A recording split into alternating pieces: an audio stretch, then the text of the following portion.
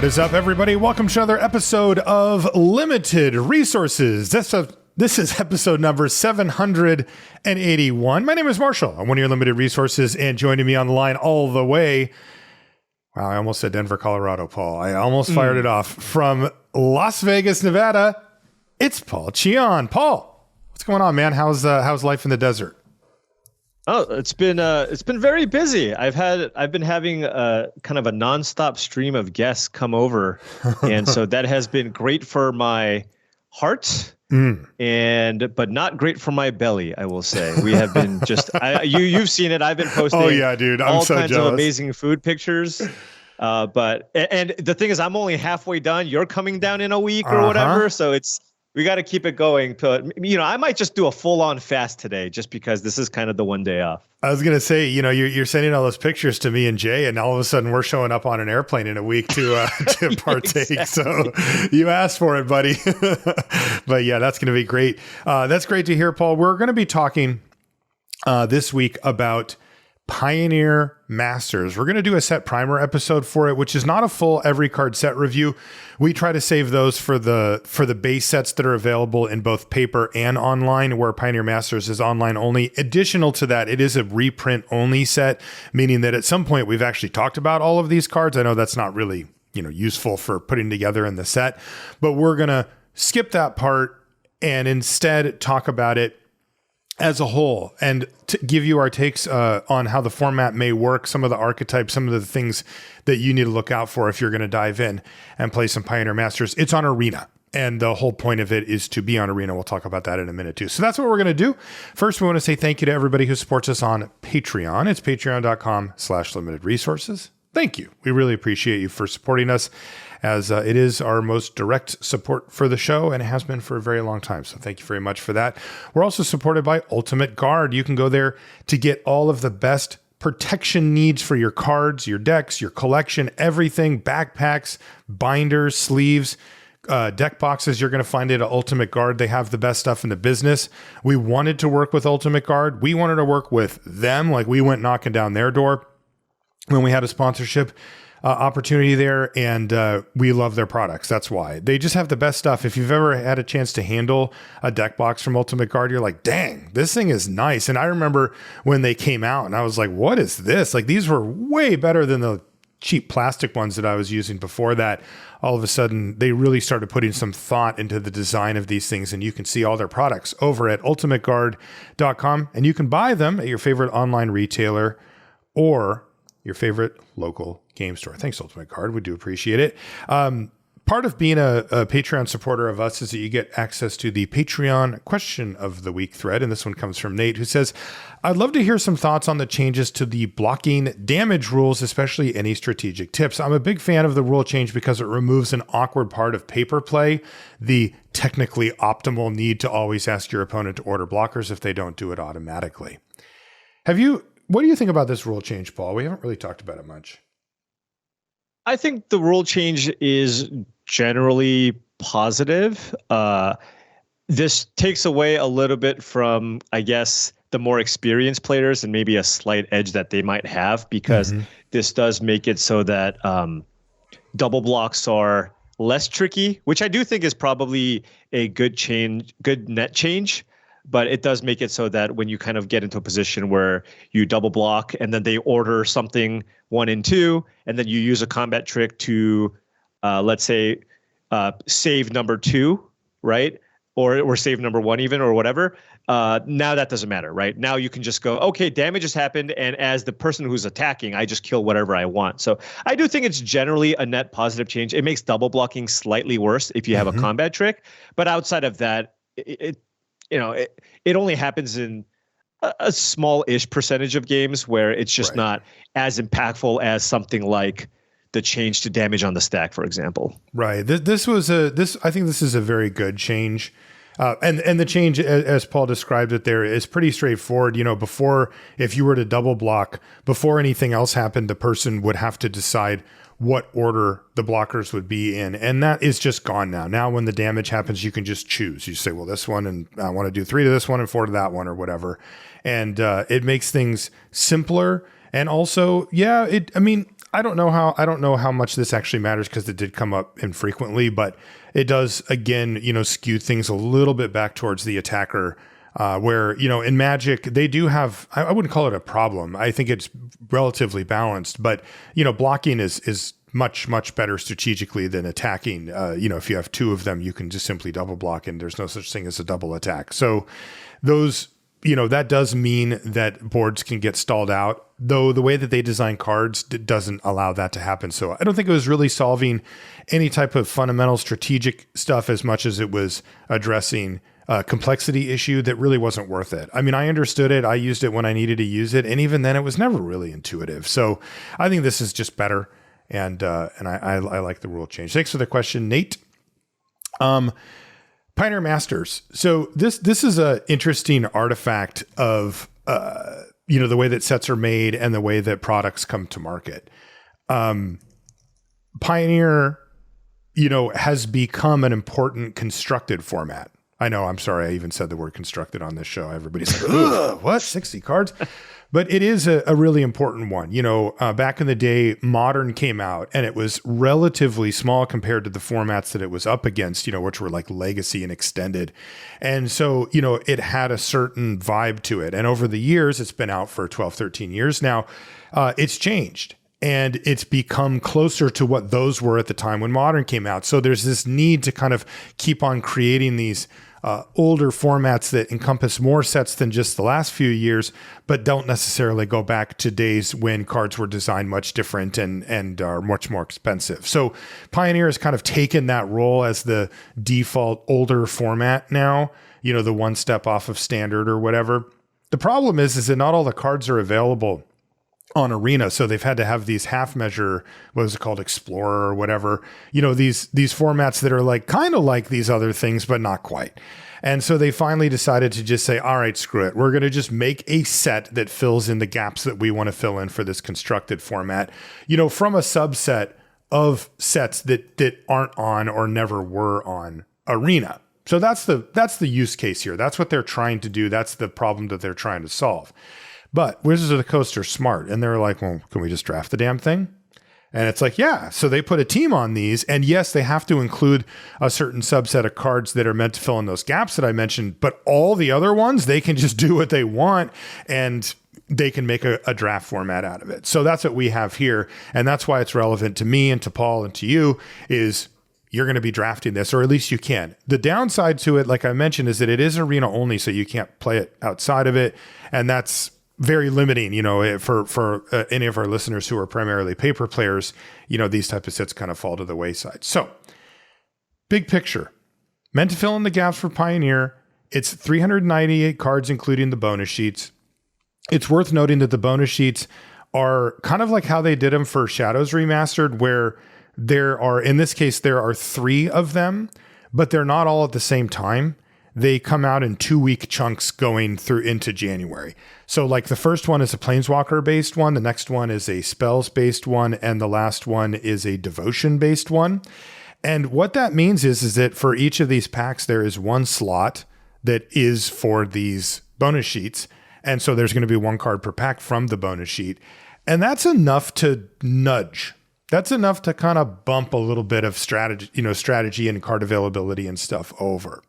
And if that's the case, and it changes. So that's the cool part. The first one is Planeswalker centric, but then after 2 weeks, those will no longer be there. And that slot will be replaced by the next one. And then those will go away. And then the last one will replace them. So that actually was really cool before. I thought it was a subtle way to influence the way that a format played out and potentially keep it fresh without doing the more ham-handed things, that they've done with the, what are those sets called, Paul? The ones where they change the actual text on the cards and the mana costs and stuff on Arena.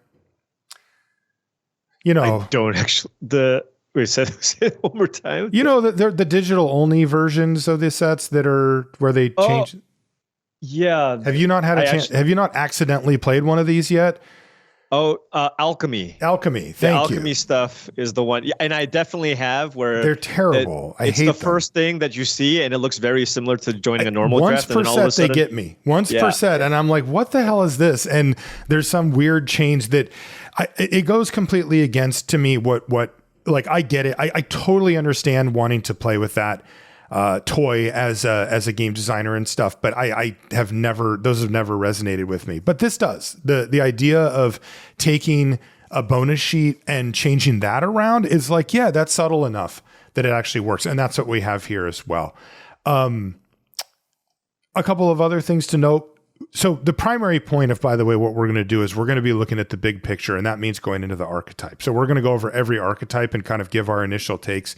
Paul had a chance to do the streamer event, so he's actually drafted the set a few times. And also, of course, as many of you know, Paul, worked at Wizards of the Coast. He's been on play design teams, so he knows, how to reverse engineer sets and stuff like that. And we're going to use his big brain to help us figure out what these archetypes might be doing. But I just wanted to cover some of the big stuff. So there's the other big thing I want to talk about is our rarity shifts. And there are a lot of them in here. It's one of the tools. In fact, I would actually say it's the primary tool that the designers use to create a cool draft environment from reprints and stuff like that, which is that they will take cards that were traditionally printed at a certain rarity and they will change them.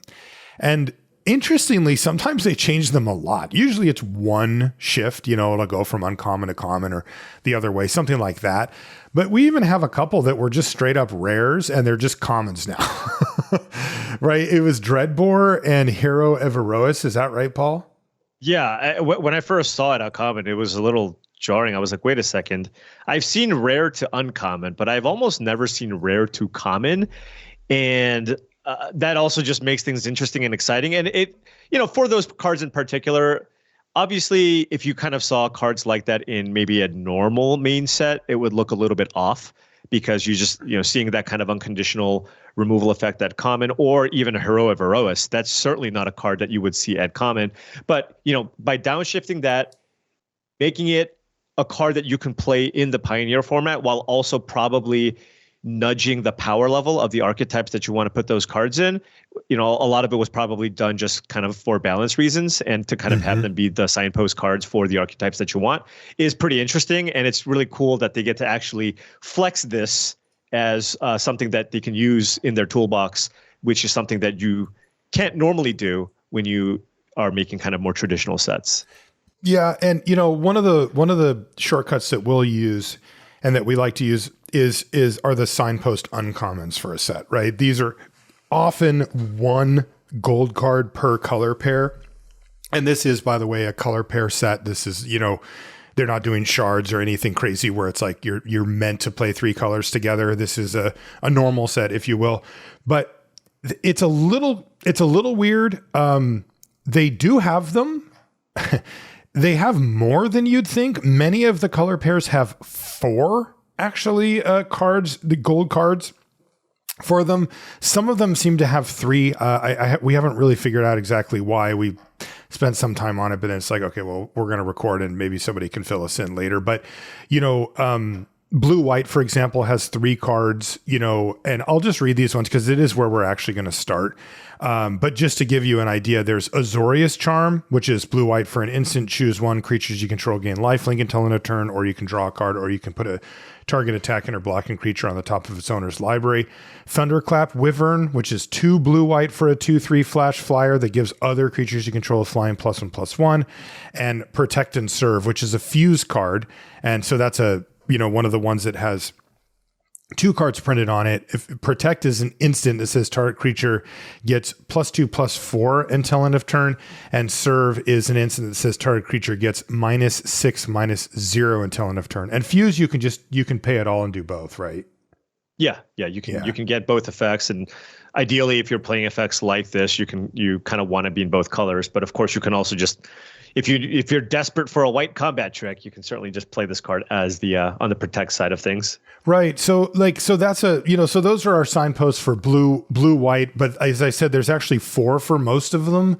And they do point us in a direction, but we're also going to lean, on our intuition and on Paul's experience with the format, on the one day he got to draft it to kind of guide us. So let's get into it. We'll start off with Blue White. What's your initial take on Blue White? Did you say you drafted it once?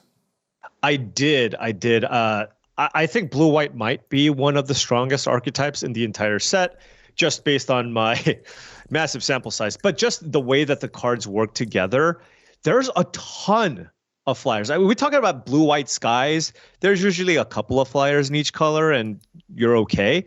If you look at the commons at blue and white in terms of how many flyers there's four white commons that fly. And then at blue, you have an additional 3. And then there's the signpost blue-white common, which is also a flyer. So you combine all of that we're talking about 8 flyers at common. That's crazy. Between blue and white, and at least 6 of them are cards that you're very, very happy playing with in your deck. So I think it just works really, really well together. Just a ton of good flyers. There's not a million secret reach creatures that exist in the format. I think this format, from what I've seen so far, leans into the aggressive side of things. There's just a lot of good solid 1-mana plays that you can have. There's a lot of great tempo plays. Ardenvale Tactician is something that's really impressed me. Just a 3-mana 2/3 flyer, so it goes into the flyers deck. But tapping things down is great. And also, if you cast that as a spell, you can target one of your heroic things and make a trigger that way as well. So I just think that blue-white just has a ton of tools. Also, for on the blue side of things, you have Clutch of Currents and Cloudfin Raptor. Which one do you want to talk about? Clutch of Currents? I mean, that's my boy. I mean, Clutch of Currents is a card that's going to be good in every blue deck that you play, right? Because this is something that you can just use. Remember, you can also just bounce your own things every now and then if you have good come into play effects, bouncing your own possessed scobs, but that's once we get into the blue-black side of things. But just a really great, efficient spell to have in your deck. I mean, it's a big old mana war. Yeah, it's a big old mana war, 5 mana, bounce something, make a 3/3. So it gives you also something to do in the late game. So it's just we should read it. We should read it too. It's blue for a sorcery, and again, this is common in the set. Return target creature to its owner's hand, but you can awaken it for 4 and a blue. So if you pay the additional 4 and a blue, you put 3 +1/+1 counters on a land you control, and the land becomes a 0/0 elemental creature with haste that's still a land. Yeah, so if you play this, for example, on turn 6 for 5 mana, you can just hit them for 3 by animating one of your lands as well. So in blue.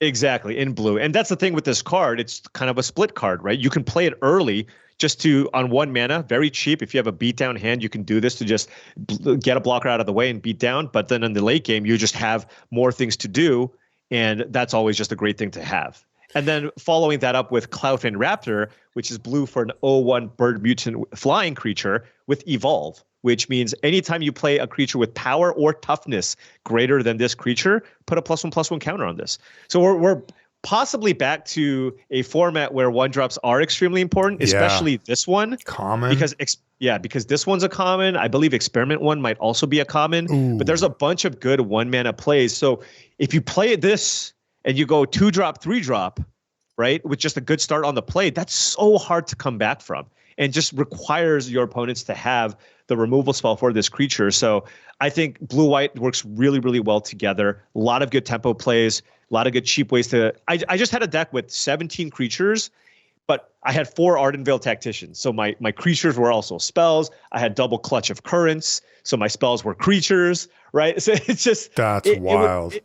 My opponents would play things on curve, but I would just be able to simply erase them by playing a bunch of flyers, tapping things down with the Tacticians, and then a well-timed bounce spell or removal spell was just enough to kind of get the job done in a lot of instances. So really, really high on the blue-white tempo deck so far. Man, Winged Steed Rider, 1 white, 2/2 flying heroic. It's a +1/+1 counter. Like, that's going to add up real quick. Okay.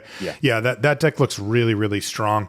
Next, this is one I have high hopes for because it's one of my favorite color pairs to play, but also because it has one of my all-timers in it, and that's blue-black. I called it Control. It looks like it's really trying to lock things down. The signpost on common, it has 4 of them, but the one that really stood out to me is Dinrova Horror. Oh my God. Speaking about mana wars, this is the 4 blue-black 4/4. And when it enters, you return target permanent, just whatever you want, to its owner's hand, and then they discard a card. And so you can do some nasty stuff with Dinrova Horror. It can kind of be a win condition in its own, especially if you have a way to loop it to pick it back up and cast it again, do stuff like that. Another uncommon, which, by the way, this is a rarity shift, right? Nightveil Spectre, that was a rare. It's 3 either 3 black, 3 blue, or it's 3 mana in any combination of blue or black mana.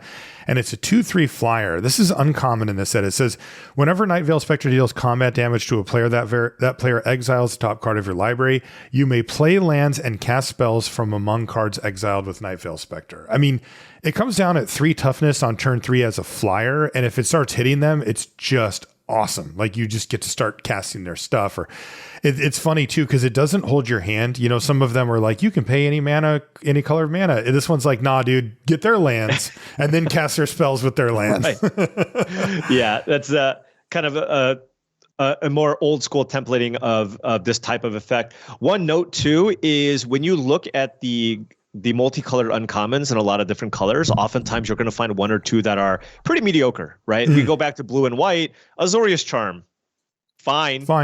You know, it's a fine card. Or you look at the Protect and Serve. That's not even that great. It's just like an okay combat trick. But when you look at the Dimir uncommons, there's 4 of them, and they're all really solid, right? We're talking about Night Veil Spectre. We have the Dinrova Horror. There's Tomebound Lich, which is a 3 mana 1/3 Death Touch lifelinker. When it enters a battlefield, you loot. And then whenever it hits your opponent, you also loot, which is a very solid card as well. And then you have Far and Away, which is 1 in a blue, instant, return target creature to its owner's hand, or 2 in a black, target opponent sacrifices a creature. So all 4 of those cards are cards you're never going to cut in your Dimir control decks, and that goes a long way. Whereas other colors have maybe 1 or 2 uncommons at multicolor that are actively good in the strategy that you're trying to play. Okay. Yeah. And then, you know, for the commons, there's 2 excellent removal spells at common. Bile Blight, which is black for an instant target creature, and all other creatures with the same name as that creature get -3/-3 until end of turn.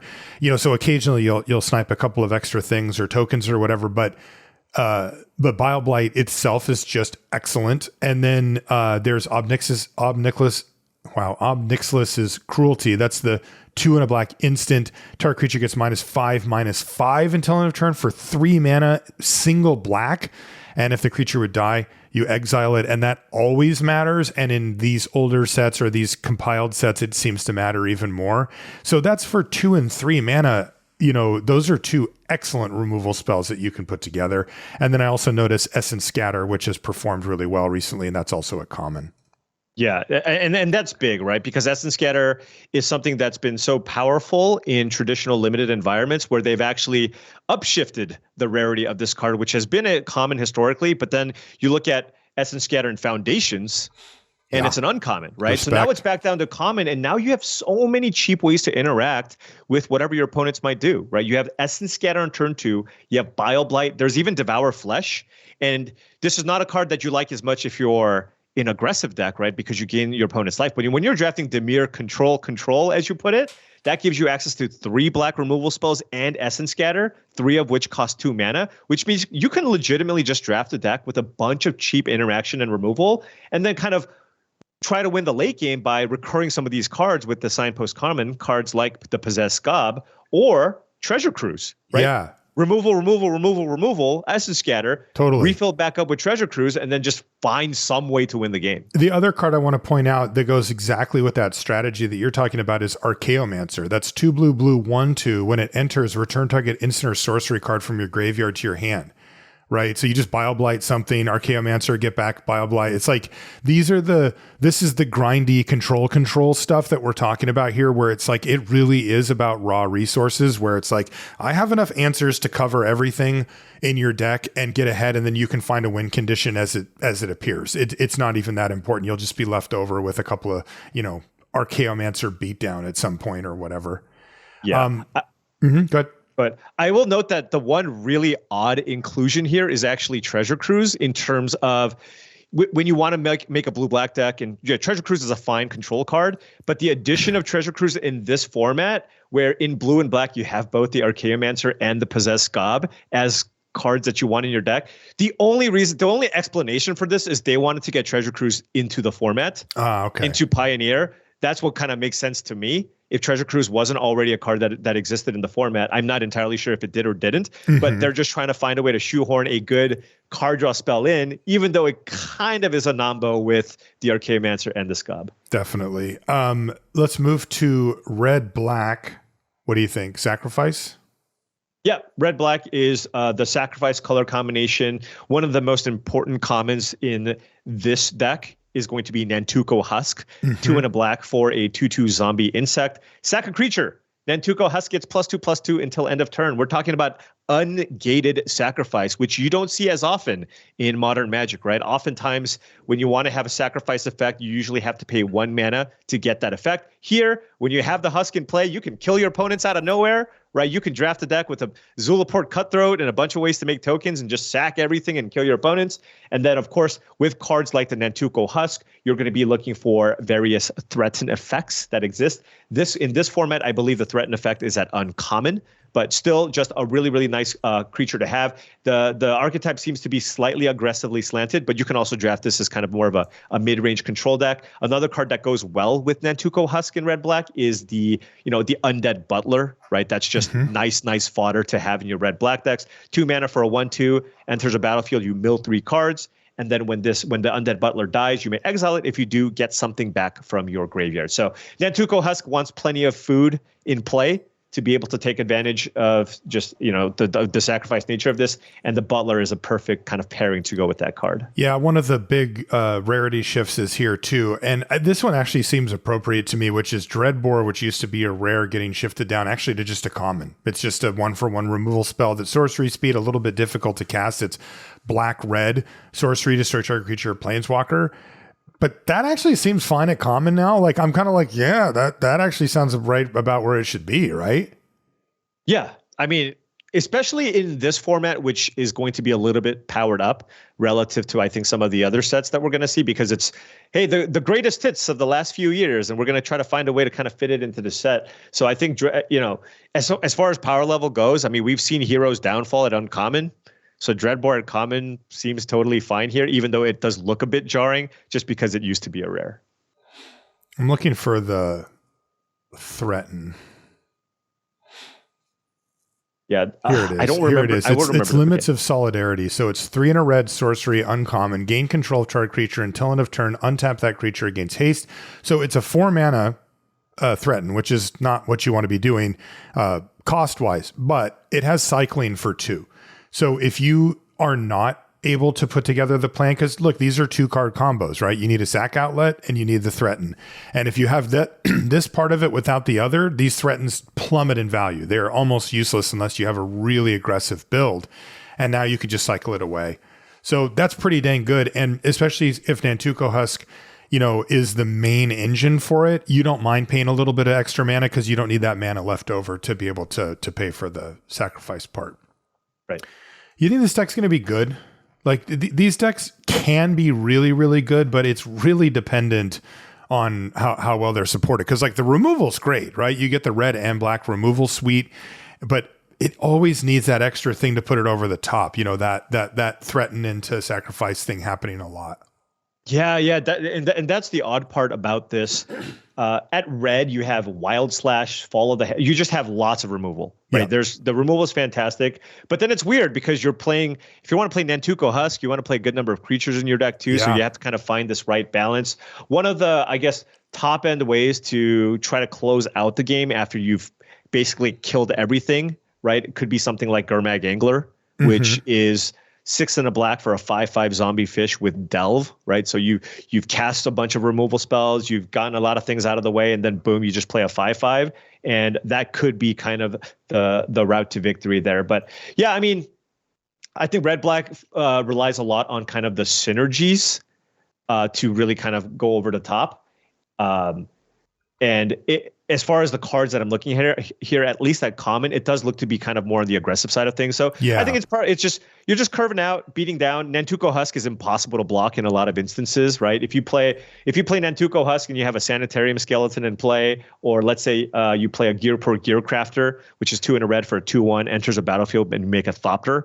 It's just the Nantuko Husk just can't get blocked in a lot of instances. So you just whittle your opponent down, time your removal spells, and beat people down. And that's been a strategy that's worked plenty of times in the past. There's just it's got a great curve, lots of good 2-drops that you can play in red as well. So I think it would work, but I haven't played with this archetype just yet. Yeah. And by the way, the gold uncommons, none of them really lead down anything specific. It's Blood Tithe Harvester, which is great, but like it doesn't really tell you where it's going. Swift Warkite, which costs 6 mana, and then in Toil and Trouble. So none of these to me, scream a certain archetype. They're just kind of generically powerful red-black cards. You were talking about beating down. That's kind of the name of the game for our next one. It's red-green stompy. So this one does have a little bit more going for it as far as kind of giving some hints at the uncommon slot. Gore Clan Rampager, 2 red, green for a 4/4 trampler with Blood Rush. You can pay red green and discard it to have target attacking creature get +4/+4 and trample until end of turn. That has ended a lot of games, that Blood Rush ability, but even then, if it comes down on turn 3 or 4, the Rampager itself tends to do quite well. Rubble Belt Raiders, which is 1 and then 3 mana in any combination of red or green mana for a 3/3, but whenever it attacks, you put a +1/+1 counter on it for each attacking creature you control. It doesn't have trample, but I mean, it can get really big. And then Armed and Dangerous, which is another one of the fuse cards. It's a sorcery. Armed is 1 in a red. Target creature gets +1/+1 and gains double strike until end of turn. But again, it is a sorcery, so you kind of have to telegraph it. And then Dangerous is all creatures able to block target creature do so this turn. So it's obvious, red-green doesn't have a lot of room to work, so it's obviously a heavy combat-centric, creature-centric archetype. Yeah, it is. And this is a color combination I'm not sure that I love, at least based on the commons that I see. It just looks really clunky to me. When you look at, so the signpost common here is Zendikar Incarnate. I suppose it's 2 red and a green for an X4 or a star 4, and its power is equal to the number of lands you control. So it's a 4 mana 4/4, and then maybe it's a 4 mana 5/4. But it's fine. Yeah, meh. Right? It's not exciting. It's not a possessed Skob. It's not a Liab Sky Knight. Right? We saw that in blue black and in blue white, and this one just doesn't seem much better than, for example, a Gnarlback Rhino, which is 2 green for a 4/4 trampling Rhino. Whenever you cast a spell that targets this creature, draw a card. So I'm looking at a lot of the creatures that I see in green, and it looks kind of slow and mid-rangey, and you're just trying to get the 4-power stompy thing matters theme to get going. But it just, at the end of the day, a lot of these cards are just kind of 4 mana 4/4s.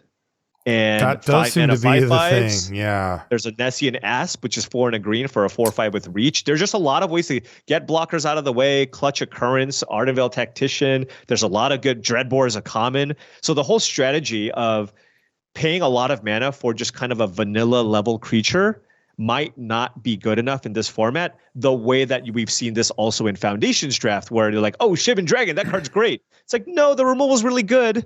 So a 6 mana for a 5/5 flyer with upside is just not going to quite get it done. Totally. And at least at common, when I'm looking at, if I just have an average red green deck with a bunch of commons and I'm looking at a lot of these big creatures, I just don't know that that's going to be the strategy that's going to get you there. Yeah, I also see there's a split here, right? Especially among the green commons, where some of them are pretty clearly aiming at a more like splashing style, lands matter. And we'll talk about it.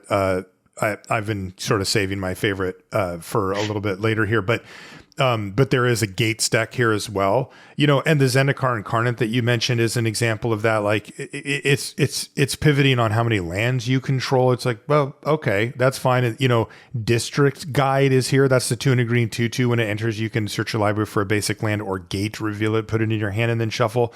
I mean, that it's hard to make that card bad, but if you are really trying to beat down in red green, this is the type of card that you probably still include in your deck. It's good enough, but it's not ideally what you want to be doing on turn 3. Like, you want to be putting out 3 power, 4 power, combat trick plus 2 drop, that type of stuff. And this green does seem to be split. Red is less so. Red is pretty focused. So I agree with you, Paul. I think that this looks like it may be a difficult deck to put together. It may end up being a little bit too slow and mid-rangey. Next one, green, white. And this is heroic. This is target my stuff, grow my stuff, make some battle cruisers. Again, when we look at the uncommons, there's just some raw power here. There's Loxodon Smiter at uncommon. It's 1 green-white for a 4/4, and it has a bunch of other text, but really it's a 3-mana 4/4, and that's just a beating. Unflinching Courage, 1 green-white for an aura. It enchants a creature. The creature gets +2/+2 and has trample and has lifelink. Yeah. And go ahead. Yeah, I mean, green-white seems to me almost like a color combination that works a little bit better than what we've seen with red-green. Just, I think, going back to the red-green thing, this is just a design thing, and maybe Ben can answer it if he watches this. Why is there no 4-power creature at 3 mana? It's just really odd when you have Wild Slash and there's a 2-mana 2/2 that lets you rummage whenever you have a 4-power creature in play. The red-green archetype works really, really well in Foundations because there are multiple things that have 4-power 3 mana. Mm-hmm. So I'm just wondering why it doesn't exist in this format. But going back to green and white, this one works better, but mostly because I feel like white is really strong. I think white is deep, proactive, and works. And basically, I feel like I like every color combination with white in this format, including the combination with green. Maybe it doesn't end up being the best of the color combinations with white, but there's a lot of the white just has good curve, and it's got a lot of creatures that you would like to put auras onto, right? We're talking about multiple flyers, cards, even like Sungrace Pegasus, which is a 2-mana 1/2 flying with lifelink. If you put like an Audacity on that thing, right, which is green, enchanted creature gets +2/+2 and trample. When Audacity goes into the graveyard from the battlefield, draw a card, you've all of a sudden made yourself a little mini Vampire Nighthawk, right? Totally. So just I think the combination works well together as long as you just make sure you take the right green cards. White pretty much is mostly aggressive, right? And then so you just, with green, if you pair the white cards with cards like the Audacity, Leaf Crown Dryad, cards of that nature, and Selesnya Charm is really, really nice card in general, right? Very. You can just pick up those cards and draft just a pretty nice aggressive deck with a nice mana curve. Yeah, the things that are standing out to me looking at the commons for green-white, I want your take on this, especially with your game design experience. So Hero of Eros, we mentioned it. That used to be a rare, and it shows up at common. Okay, so that's striking. That's like, what in the... So when you see that, is that a reflection of just where we're at these days? Or is that a game designer saying this deck needs help? It could be both. It could be both, where they needed a really powerful card at common to basically make certain archetypes a little more powerful. Because we saw the cards that make a good Dimir control deck, and it seems pretty easy to put together. Mm-hmm. There's a lot of fantastic interactive spells at 2 mana. There's a bunch of card draw, and then you can finish the game with Gurmag Angler or whatever you want, right? So that deck just works super, super. So that's how I draft my cube decks, right? If I draft a control cube deck, like, all right, 2 mana removal spell, Essence Scatter, 2 mana counters, 2 mana removal spells, and then just like fuel up again in the late game. So I think in order for the aggressive decks to keep up, you just need something like Hero of Eros at common to be able to just go off and also just have something super powerful like this card. So I do think that does play an important part, and Hero of Eros works really, really nicely in obviously any white deck. It might be the best white common, honestly. Better be. It was a rare. And by the way, it's 1 and a white for a 2/2, or it says aura spells you cast cost 1 less to cast, but it has heroic, put a +1/+1 counter on it. So target with anything, and it gets +1/+1 counters, and it's a 2-drop. It better be the best common. Come on, Hero. Yeah. I mean, white just looks really, really strong in general because, like I said, I'm a big fan of the Tactician. If you're kind of aggressive, you want to be aggressive. Even a compulsory arrest is just a nice little pacifism effect. 1 in a white, enchanted creature can't attack or block. Enchanted creature has 2. Sacrifice this creature, you can gain 2 life. Well, part of what makes that card really strong too is Heliod's Pilgrim is a common, which is 2 in a white for a 1/2. When it enters a battlefield, you search for an aura. And to be able to search out a removal spell is extremely powerful. And to have that a common as well. Keening Apparition is a card that has also overperformed for me in the small sample size of games that I've played. 1 in a white for a 2/2, sacrifice Keening Apparition, destroy target enchantment. There's just a ton of enchantments in this format. There's a lot of enchantment creatures in this format. Oftentimes when you play disenchant effects, you can't really get creatures. But in this format, at least it feels like 20% of the creatures are enchantments. And because of that, all of a sudden you have a 2 mana creature at common that can potentially just kill a big creature. Or so I just feel like this is a card that you're happy playing multiple copies of in your main, and there will just always be something to take. Yeah, so, the other thing that stood out to me, Paul, when I was looking at just at the commons here, is when you have this heroic style deck that rewards you for targeting your own creatures, right? You're effectively ramping up the risk that you're taking, right? It's like you're already taking a risk by targeting your own creature with your spell because your opponent could have some way to interact, right? But when you say, by the way, that's what this deck does. Like that's the whole point of this thing is to, Lagana Band Trailblazer is the white 1-drop. It's white for an 0/4 and it has heroic. When it gets targeted, you put a +1/+1 counter on it. And like, that's the type of card that says, hey, we want to be doing this type of thing. But what I always look for in those scenarios, because if the risk is going to go up, I want an insurance plan. I want something to back me up. And that usually comes in the form of ideally a 1-mana spell that's either white or green that protects my creature. Snakeskin Veil type effect would be a perfect one. The only one I see here is Sajiri Shelter, which is not 1 mana, it's 2 mana. It's also a land. It ETBs tapped and taps for white, or you can pay 1 and a white and it's an instant that says target creature you control gains protection from the color of your choice until end of turn, that definitely checks the box on this will protect it from, the vast majority of things that you care about, but it's 2 mana. Like that is a huge difference on, I want to play a turn 2 Hero of Erois and I want to start piling counters on it. And as long as I hold on to this Snakeskin Veil, whatever, my opponent's going to have a really hard time getting this thing off the battlefield. I feel like Sajiri Shelter is definitely a step down from that. Yeah, I totally agree. Just being able to have the 1 mana removal spell versus a 2 mana removal spell is huge. The nice thing about the Shelter, at least, is the fact that it's a spell land. You can play it as a land, so you're kind of... Yeah, I mean, it might be a better card. Right, you get to kind of play it for free, but I totally get what you're trying to say. And I think that's probably why when you combine green and white together for a heroic shell, the green cards are actually is what gives you that resilience, because you have Glade Cover Scout. I'm not necessarily recommending people play this card, but it's a 1 mana 1/1 hexproof creature. Green for a 1/1 hexproof, right? Right. So you get a hexproof creature that you can pile on your auras onto, which is a thing. And then you have Gnarlback Rhino, which is 2 green for a 4/4 trampler. Whenever you cast a spell that targets the creature, you draw a card. So if your opponent removes this creature in response, you still get the card back. Right. Mm-hmm. So you're still not down a card. Sure, maybe there's a tempo loss there depending on what you cast. But if you try to cast an Audacity on the Gnarlback Rhino, you still get the card back. And that's the last card. Audacity, green for an enchantment aura. We talked about this before, but this is a cheap aura to pump up your creature. And then if they kill the creature at any point after the turn if it resolves, if they kill the creature at any point afterwards, you get to draw the card. So it replaces itself. So green is actually the color that gives you a little bit more, like you don't feel as bad about trying to play a deck that's playing a bunch of bestow things and other auras, because at least if you target some of the things with your green cards, you oftentimes get the card back.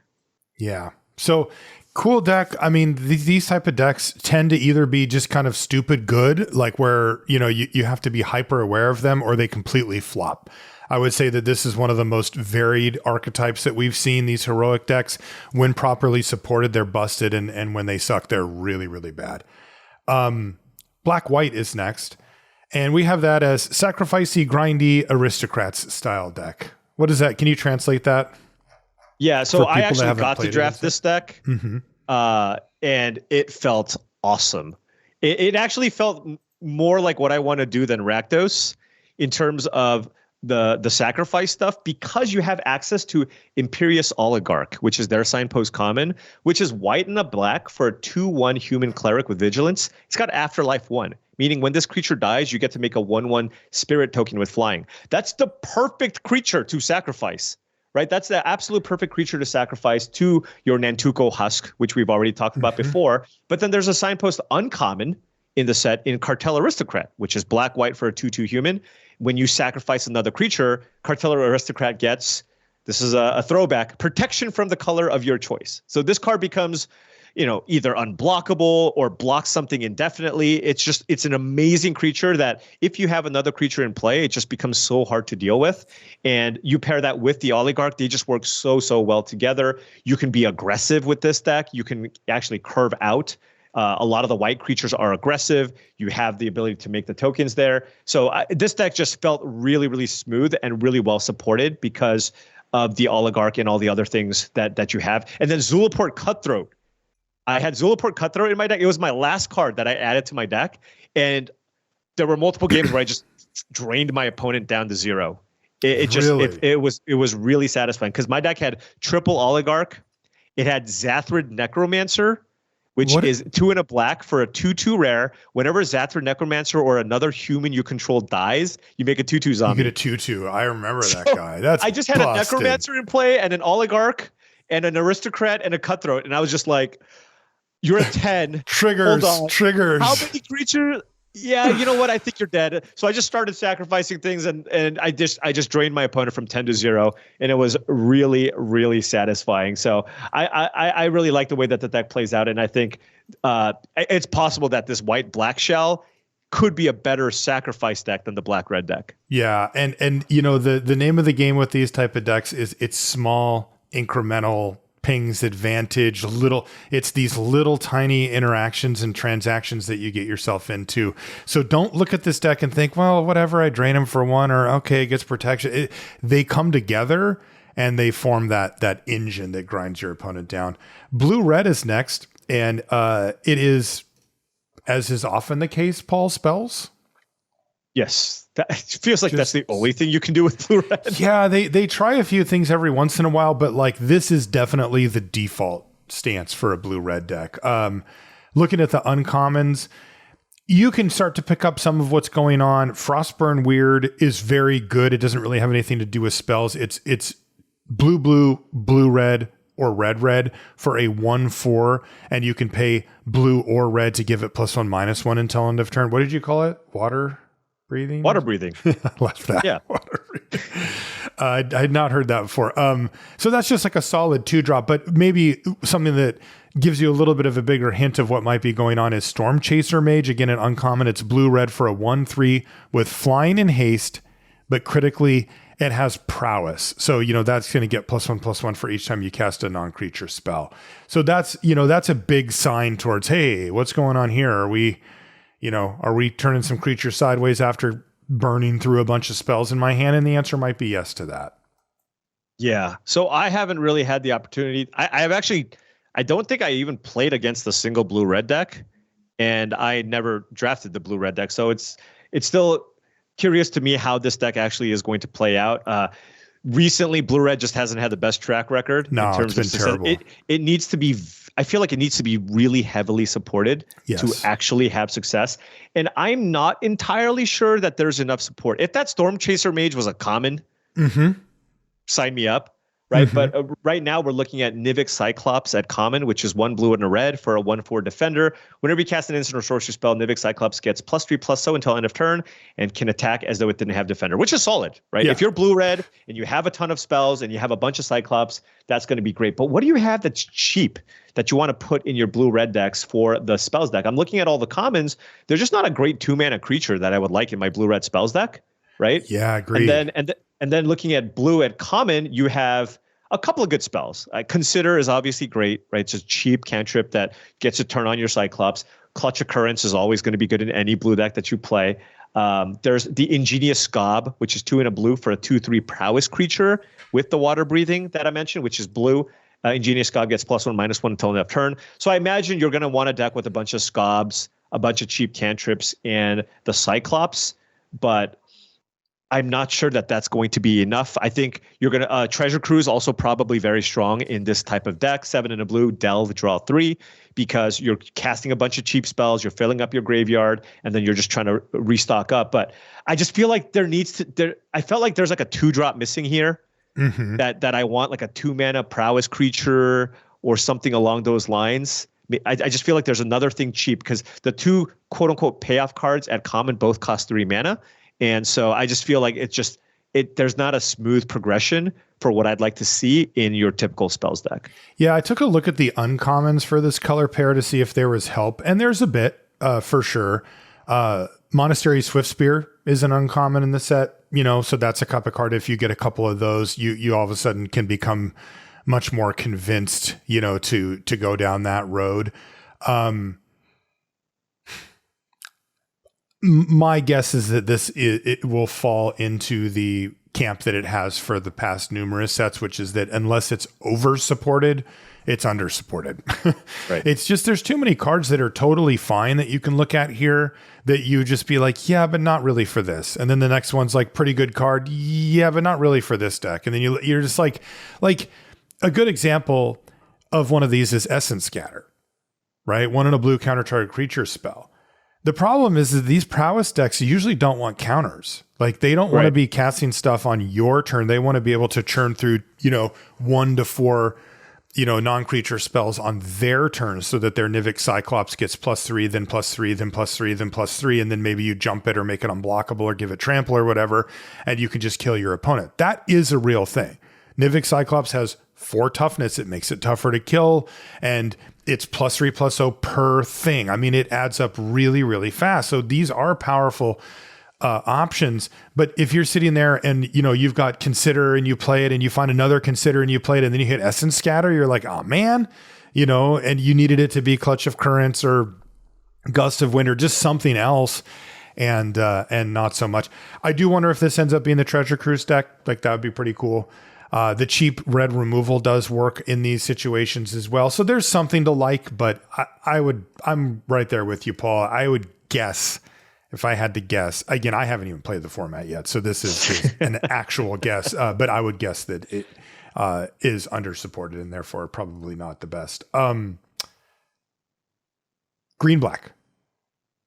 The Gravy Train. The graveyardy. Yeah, graveyardy. Yeah, I see what you're trying to do. Yeah, I tried. Yeah, okay. That's fair. That's all we can ask. We've got Nyx Weaver at Uncommon. This is a 1 black-green 2/3 Reach Spider. It's an enchantment creature. And it says, at the beginning of your upkeep, mill 2 cards, and then you can pay 1 black-green and exile Nyx Weaver to return target card from your graveyard to your hand. Really, really powerful. The other straight up gold card, although technically it's not because it's devoid, but whatever. It's Catacomb Sifter. It's same cost 1 black green for a 2/3. And when it enters, you create a 1/1 colorless Eldrazi Scion creature token that has sacrificed this and add a colorless mana. And whenever another creature you control dies, you scry 1. I mean, those are 2 really nice uncommons to set up. Being alive long enough to put a mid-range strategy into practice, but also like, man, milling yourself for 2 for free every turn adds up really quick. Yeah, and the black-green deck has just no shortage of ways to mill yourself. There's just a ton of things that exist. Undead Butler, just a really solid creature. As long as you keep your creature count pretty high, it's a 2-mana 1/2 that when it dies, it just gets you a creature back, right? Mm-hmm. And then, not to mention, you have that. You have access to potentially Commune with the Gods, which is 1 in a green. Reveal the top 5 cards of your library. You may put a creature or enchantment card from among them into your hand, put the rest into your graveyard. So that fills up your graveyard. Mm-hmm. You have Return Centaur, which is not something that I would recommend playing all the time. But hey, if you have a lot of things to do with your graveyard, it's a 4-mana 2/4. When Return Centaur enters, target player mills 4 cards. So there's just so many ways to fill up your yard. And then you just have commons that actually work really well with that strategy. I mean, I think the Butler is going to be the best way to enable this just because it's a creature, it's a body that you play that also self-mills. Remember Satyr Wayfinder and how good that was back in the day. Mm-hmm. Not in this format, by the way. It'd probably be too good. But yes, cards of that nature. And then at common, you have the Signpost Common, which is Dregmangler. This card's just great by itself, right? 1 black and a green for a 3/3 haste. Solid card. But then it also has Scavenge, which is 3 black and a green. And at sorcery speed, you can put 3 +1/+1 counters on any creature you control. So if you ever just mill this card and just at some point late in the game, it just gives you that extra layer of inevitability. Getting value from cards that already go into your graveyard is just really, really strong. Now, also, there's Nemesis of Mortals, 4 green for a 5/5. This spell costs 1 less to cast for each creature card in your graveyard. So 6 mana for a 5/5 is not something you're interested in playing. But 4 mana for a 5/5? That's great. 2 mana? 2 That is the dream. I mean, it happens in these turbo mill decks. Oh, yes. Yeah. Yeah, absolutely. So let's say you play this for anywhere between 2 to 4 mana, you get a 5/5. But then there's actually more. For 7 green, it's got Monstrosity 5, which means if you monstrous this, it becomes a 10/10, and this ability also gets cheaper for each creature card in your graveyard. So this is a card that you don't want to play in most of your decks, but you get this late in your black-green deck and you're doing the self-mill thing, all of a sudden you get a card that's generally unplayable to a card that you're happy playing at least one copy of in your turbo self-mill deck. So I think I played against a really good version of this in one of my drafts. Actually, I was playing, I believe, the black-white deck. I thought my deck was awesome, but they just got too much value with all their graveyard shenanigans. And ultimately, I just wasn't able to kind of grind through everything that they had. Yeah, this is another one similar to black-white where I think the expectations just need to be set that, like, if you look at the mill stuff that you're getting, like scavenged and that, it's free-ish. I mean, it's really approaching free. Like you're playing cards that you are a little below power level normally, but when you're just turbo milling and getting all this stuff to do in the late game, and it's not really costing you that much, that adds up over time. It's kind of like black-white in that way, where it's not like, this isn't necessarily Reanimator, right? Where you're like, oh, I put a 9-drop in my yard and then boom, I did the thing, right? Where it really hits you on the head, how powerful that can be. This is a lot, on the lower end where it's like, okay, I got a scavenge thing, hit you, I got to bring a card back with my butler, I've got some value out of that. Okay, I'm moving things forward. And next thing you know, it just builds up enough that the boa constrictor kind of, and all of a sudden your opponent, doesn't really have a way out because you've garnered a bunch of extra value off of it. That said, it's not the hit you over the head type thing, right? It's just not going to, blow you away. That one to me also is one of the decks that depends a lot of times on rares or upper rarity cards. There's usually some really busted stuff that you can do that brings back stuff from the graveyard or interacts with the graveyard in a more meaningful way. So I keep my eye out for that too. Next one, completely different end of the spectrum. This is red-white heroic beatdown. So you talked about the white cards and a bunch of them that you had your eye on would, arguably fit even better into this deck than the ones that we've already looked at. What does the combination bring? Yeah, I think this deck is going to be really, really solid because both colors just have that low curve. And like I mentioned, white really just kind of leaning into being very aggressive. You have Hero Everois at common. You have the Ardenvale Tactician, the Wingsteed Rider. These are all just great aggressive creatures, right? And then you pair that with red, which also has really great cheap creatures to play. So you can just play a 16-land beatdown deck and it just works well together. And your decks are just going to look, you can have, this is the thing. When you draft red-white, you can just have a deck with mostly commons and still just trophy. You can still just do really well because the strategy is just proven over time, right? A good mana curve with solid interaction will always never be bad. And here, I don't think it's going to be bad because the white cards are already pretty deep and aggressive. And then you pair that with Wild Slash, which is a great just removal spell. 1 red, deal 2 damage to anything. Ferocious deal that the damage can't be prevented, which is really not going to come into play here in normal limited. But then you have Rimrock Knight, which is 1 in a red for a 3/1, can't block. It's also got Adventure for a red. Target creature gets +2/+0 until end of turn. This is an excellent way at triggering Heroic for 1 mana, and you don't lose anything in the process, right? You go, hey, I'm going to make my Wingsteed Rider bigger, right? Smack you for 5 for 1 turn. It's going to be a 3/3 on the following turn, and then also just have a 3/1 left over, and then you just have a bunch more 2-mana plays. Goblin Heel Cutter, too, is actually just a really solid way to kind of be a curve-topping creature in your deck. 3 in a red for a 3/2 Goblin Berserker. Whenever Goblin Heel Cutter attacks, target creature can't block this turn. So also, crazy. it's also got Dash. For 2 in a red, you can actually put this card into play at sorcery speed, and it has haste. So you can also just dash this in for cheap. This card was outstanding. In the format that you could play it previously. And I imagine in this format or in this archetype where red-white is really, really aggressive, this card's going to be great again. Absolute all-star. Martial Glory at common, really, really strong. As far as combat tricks goes, red-white target creature gets +3/+0. Target creature gets +0/+3. So it's basically +3/+3, but you can spread it out. That often leads to a bunch of extra damage or a trade up combined with saving your better creature. But the key here is that it targets 2 things. And if they both have heroic, it's just such a beating. Everything, you can see the bend towards heroic in so many places here, right? There's all the, follow the hammer. One in a red target creature you control deals damage equal to its power to another target creature at instant. It's like, well, isn't that a green card? Like, isn't that just a bite green card? And the answer is yes. And why is it here in red? It's here in red because it triggers heroic, right? I mean, you can even Goblin Heel Cutter. When it attacks, target creature can't block. You can even target your own stupid thing if you don't need to take out a blocker. Like, it is crazy how much times you can target these things.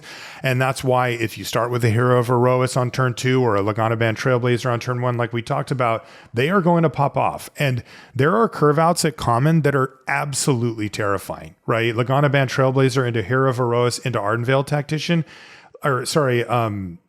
Not Tactician. Where's the one I was talking about? There, Winksteed Rider, right? These are all 3 heroic pickup +1/+1 counters at the minimum. Yep. So now if you just have these 3, they kill one of them, but now you're just sitting there. A Martial Glory all of a sudden adds like 5 power to the battlefield in one turn. It's just crazy how these kind of decks can pop off. Not my favorite type of deck to play, although I do play it a lot, these decks. This is, if I was playing in a tournament that I cared about tomorrow, I would be looking for this deck. Like, this deck looks completely well supported and very, very scary. My only real concern with it is it too good? Because our next deck, I guess it's our last deck technically, is the one that I actually want to be good. And look, I got to be honest, right? If I'm playing this deck and somebody's like playing red, white, curve out stuff, I am not happy. And that is blue, green, ramp, domain, ... gates. That's what I've kind of been holding. So there are gates here. And if you remember the last time that we had the true gates deck, it's cards based off of that. So I'm going to mention those up front. Gates Ablaze. That's 3 in a red does 2 in a red, I believe. 2 in a red does that much. That's right. Does that much damage to each creature equal to the number of gates you control. Where are they? I have to find them. Cool. I lost that tab. Archway Angel, 5 and a white, 3/4 flyer, ETB, gain 2 life for each gate. I'm now going off the top of my head. I should lean on Paul for this.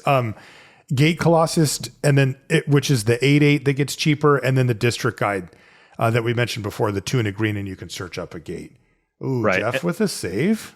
There's also, of course, one of the MVPs, one of the best ones, is the Gatebreaker Ram, right? Which is 2 and a green for a 2/2. If you have 2 or more gates, it gets Trample and Vigilance, I believe, and then it gets +1/+1 for each gate you have. So that card that is all right. Yeah, everything you said. So once you hit 2 gates, it's a 4/4 Trample, Vigilance, and then as you play more gates. So if you haven't ever played the gates deck, it's a subtype of a land. So like the common one is called Gateway Plaza, or one of the common ones, and it is a land gate. It ETB's tapped, and when it enters, you sacrifice it unless you pay a mana, and it adds 1 mana of any color. And then the other gates, are whatever the dual lands, that you can pick up as you go through. So this deck was awesome, really one of the fun ones, and it is my guess that the blue-green deck that we're about to talk about here is really secretly the Gates deck. Like the blue-green deck was that in the format that these were in as well, but the thing is that you never were just straight-up blue-green. What set was it? Ravnica something? Allegiance. Ravnica Allegiance. Is that it? Does it sound like a real set to you, Paul? Ravnica Allegiance was in fact the real set, but the set that you mean for the gates? Just for the Gates deck, yeah. That was Guilds of Ravnica. It was Guilds? Okay. Yeah. Yeah, I believe that was the first GRN and then RNA. No, man, look at this Gatebreaker Ram, Ravnica Allegiance, whatever that is. Oh, was it really? Yeah, man. You're correct. Dude, you're correct. Okay, I can't remember this stuff. It was so long ago, but yes, any credit. Yeah.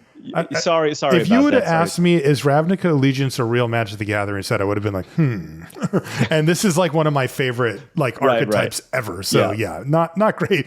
But at any rate, in that set, you almost never were actually just blue-green. You were always adding gates and always adding stuff. Now, there was 2 versions. There was the slight gate edition, like a few gates plus a couple of the payoffs. And then there was the all-in you were rarely actually 5 colors, but you did often touch 4 and sometimes even a 5th color as well. But really was just about how many gates you could get your hands on, because you would literally play them for the first 3 to 4 turns of the game. Like it was that big of a thing. So for the uncommons that we have here, it does look rampy. So Kiora's Follower, blue-green for a 2/2 that you can tap to untap another target permanent. And the most common use case is untapping a land. So it acts as kind of a mana elf type situation, but you can do a whole bunch of cool stuff with it. Next one is Bounding Krasis, 1 blue-green for a 3/3 flash. And when it enters, you can tap or untap target creature. That one's just a good card, just a power card. But this one, I mean, if you ever print this card in a set, I will just come running. It doesn't matter what I'm doing. It doesn't matter what's going on in my life. If you put Urban Evolution into a set, I'm there. It's 3 blue-green for a sorcery. Draw 3 cards. You can play an additional land this turn. It's basically all I ever really want to do with my life. I feel like it used to be really good. Like it was actually really good. It's just like mediocre now, right? Yeah. And sadly, I think just from what we've seen, it's obviously still early, but from what I've seen so far, the format looks very aggressive. And so this is not really the type of card that's going to really do that well, because you tap out turn 4, turn 5 to play this card, and then your opponent just has their Boros beatdown deck with 8 2-drops and a bunch of auras. You're just going to die. And let me tell you, Marshall, I wanted to do all the things you wanted to do. My very first draft of this format was a blue-green ramp deck. It was super. I had double Kiora's Follower, double Voyaging Satyr, Urban Evolution. I was like, this deck's great. I had all the ramp. You know what the issue though is? What? I mean, I didn't realize that I needed to be the gate deck. First of all, I was just straight blue-green. There's just no good interaction. There was not enough good interaction. I had these Savage Punch. I drafted their Savage Punch, but like my creatures weren't big enough to punch anything. And now that's why we moved over to bite effects. And also there was just not enough things for me to kind of stabilize into, right? If you have all these ramps, you need to play something big where you play and you're like, all right, I'm safe. I feel good about this because, a 6 mana 6/6 that gains you some life, like an Arcway Angel, for example, but at common. And I just didn't have something like that. So oftentimes I'd be ramping and I would ramp into a Nessian Asp, which is the 4 and a green for a 4/5 reach creature. There's just so many ways to tap this down or remove it or bounce it or whatever, where oftentimes all they needed was just one thing to get it off the battlefield and I was just dead, right? Because my mana creatures were all tapped. So I think blue-green specifically, as just, if you look at that as an archetype, is pretty weak. I would say that this could potentially be the worst archetype in the format. Maybe this or blue-red, we'll see. But I do think there's something to the Gates deck because I was part of that design team. And I remember when we made a lot of Gates payoff cards, we were very cognizant of the fact that Gates come into play tapped. It's going to be slow. It's really, really important that whenever you have an uncommon Gate payoff card, for the most part, it's going to be something that helps you when you're behind. Mm-hmm. So when you have the payoff cards like Gates Ablaze, which is why I remembered it cost 3, because we were like, I remember talking about this. We're like, if this costs 4, it's going to be so bad if your hand is Gates Ablaze, right on turn 4, and you just can't even sweep the board. So that costs 3 mana. You have the Ram, which gets gigantic, and then you have the Angel, which gains you a bunch of life. So if the Gates deck is super open and you can pick up all of these uncommons, I think that's the way to have success. But unless you have a lot of really amazing uncommon/rares, just the straight blue-green ramp strategy, I don't think quite gets there. If you want to be drawing cards, Marshall, I think you want to be blue-black. Okay. I really hope the Gates deck gets there because it is so fun and it is such a cool side quest to have. You do kind of need to be the one player who's interested because it is funny. Those Gates payoffs, they go by. People finally figured out that the Ram was just kind of good. Like if you were in green and you could just throw a couple of Gates in your deck, it was actually, it would hold up enough, especially if you had the, what's it called? The one that searches up the Gates, but District Guide. Yeah, the District Guide. But, nobody wants a sweeper. Nobody wants the Angel if you're only playing 2 or 3 Gates like that. That's just not a thing. And so you can get those. The question becomes, and this is funny with the bonus sheets and the extra cards and stuff, which is, there are definitely times when you're heading into pack 3 and you're like, okay, I'm the Gates player. Like I committed early. I got the District Guides. I picked up 6 Gates. I'm good to go. But my payoffs are a little light and it just becomes a question of if they get opened or not. because people don't want them. Like even the ones that are okay playables, Colossus is just like complete jank outside of the Gates deck. There's just so many that are just not even a thing, that it just matters if they get open, because you're going to get them. It's just, did somebody open up a Gates Ablaze? Because almost no red deck wants that, right? It's always splashed off of some random gate or whatever. So, but a boy can dream. That is certainly what I hope. Set comes out on Tuesday the 10th, which is tomorrow. For us, we wanted to get this show out before it was actually on Arena, so that you can have a chance to kind of get your head around it before you jumped in. Of course, the interesting part, the part that we'll be talking about, we're going to kind of weave this set in with Foundations as we go. Foundations is an interesting point right now. There's actually some metagame shifts that are happening that are worth noting, but also Foundations being more or less a core set has taken its toll, where people are, I get the sense that people are kind of like, I get it. It's not that I like it. Like I've been drafting it still. So I think it holds up, and I think I'm going to give it a pretty good grade on the Sunset show, given the context of what it is.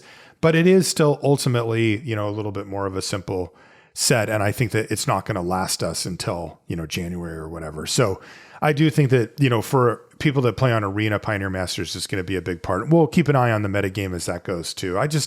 Just give me one of these. Like, give me my blue-black, give me my 5-color Gates, just something. Just don't tell me I have to draft a bunch of heroic stuff and just hope that my stupid, bestow creatures don't fall off or whatever.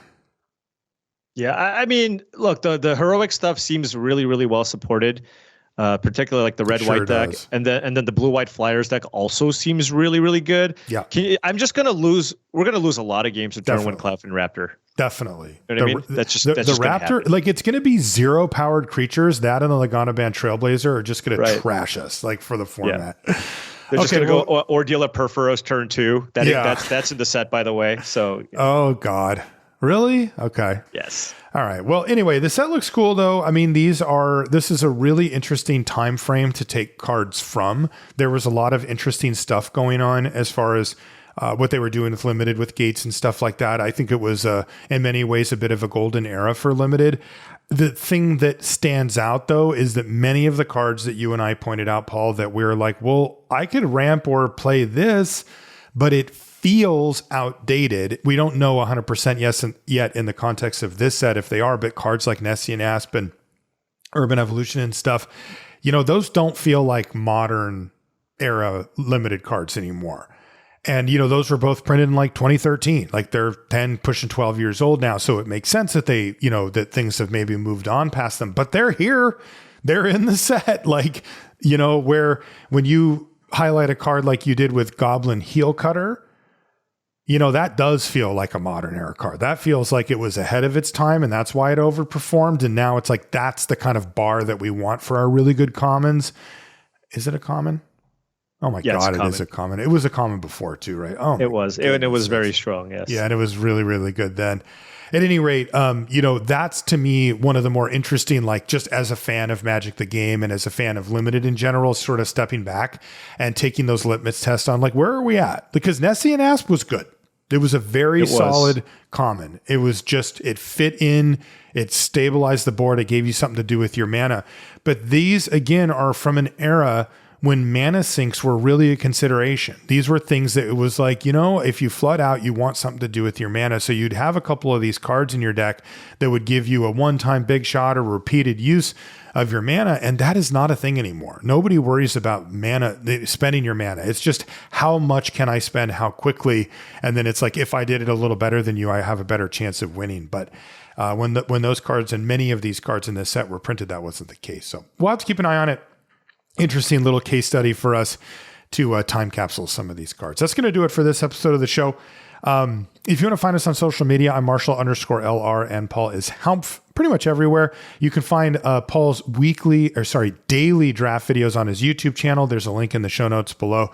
Get yourself subscribed to Paul's channel and you won't miss anything. Paul, are you going to be playing Pioneer Masters, and did you record your early event stuff? Yeah, so I have a couple of videos up already from the early access event, and then I'm going to have one coming out on Tuesday on the 10th, because that's, of course, when Pioneer Masters will be out on Arena. And then I'm going to Probably. You know what? I'm going to kind of just let the viewers kind of help dictate where I go with this, but I think I'm kind of looking to ping pong between Foundations and Pioneer Masters just to kind of get a sense for what people like. But at least my plan is to at least do 5 or 6 Pioneer Masters videos. It's the new thing, and at some point, Pioneer Masters will still be out. And at some point, people are going to be probably sick of Foundations, maybe towards the end of December. So maybe then we'll make the full pivot. But yeah, I'm interested. There's enough here where I still want to explore something. Maybe after week 1 or week 2, if red white ends up just being far too oppressively good, then maybe we'll lay off of it. But of course, we have a lot of time to figure that out. Yeah, and then one other thing to note about it is the bonus sheet stuff, right? So the first 2 weeks are Planeswalkers, but it will be shifting over to spells. Like if you're a blue-red player and you're like, hey, this deck isn't really holding up, there might be some sweet stuff, down the line. Just that extra slot of a bunch of spells there could matter, let alone if they're really powerful. So lots of moving parts here. And sometimes they really nail it with these sets. A lot of times it's like it checks the box and you're like, good job, team. But there's definitely some times where it's like, wow, something really cool came together here. And hopefully that's what this will be. We want to thank everybody on Patreon for supporting us, as well as Ultimate Guard for their sponsorship of the show. That's going to do it for this one. We'll see you next time. Paul, do you have anything to talk about? I'm coming to visit you. Yeah. So you are the last. I have it up here on my whiteboard. I got Marshall and Jay coming here from the 16th through the 18th. So that's going to be great. That's really exciting, actually, because when I used to live in Seattle, Marshall and I and his good friend Jay, we would drive down to Portland maybe once or twice a year to go to a Trailblazers game, because Seattle sadly does not have a basketball team. Yeah, I know Marshall reminds me about once every month about how sad he is about the loss of his Supersonics. But so in order to get our basketball fix, we go down to Portland, and now we are continuing to do that because the NBA Cup is going to be, I believe we're going to the semis, is going to be here in Vegas, which is nice. It just gives my friends more of an excuse to come visit me. So really looking forward to that. Yeah, me and Jay love going down to Vegas anyway. And now we've got Paul down there. So we're going to get some good food, watch some basketball. Oh, yes. And if anybody's down there at the NBA Cup, come say hi to us.